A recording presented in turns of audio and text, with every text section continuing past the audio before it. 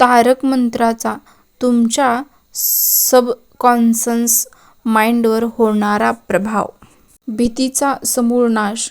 सुप्त मनामध्ये अनेकदा अज्ञात भीती दडलेला असतो.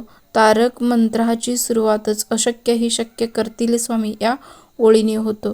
कसे कार्य करते? जेव्हा तुम्ही हे वाक्य वारंवार म्हणता तेव्हा तुमचे सुप्त मन काहीच अशक्य नाही हे स्वीकारू लागते. यामुळे जीवनातील संकटांकडे पाहण्याचा तुमचा दृष्टिकोन बदलतो आणि मनातील फिअर सेंटर शांत होते.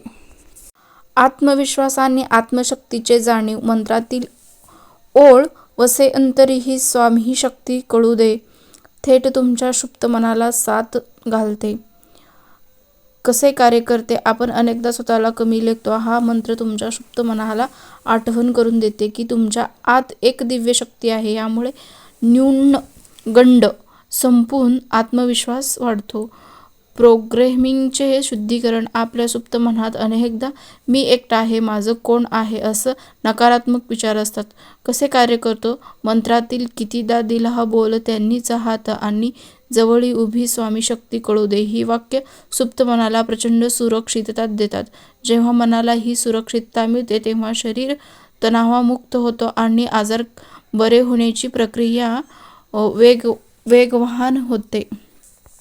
अल्फा स्टेट आणि मनाची शांती. तारक मंत्राची लय अतिशय संत आणि आल्हाददायक आहे. कसे कार्य करते? जेव्हा तुम्ही तालात मंत्र म्हणता तेव्हा तुमच्या मेंदूची लहरी अल्फा स्थिती येतात. याच स्थितीला तुमचे सुप्त मन सर्वात जास्त ग्रहणक्षम असते. या स्थितीत दिलेला सकारात्मक संदेश कायमचे मनावर कोरले जातात. तारक मंत्रातील मुख्य पॉझिटिव्ह ऑपरेशन्स.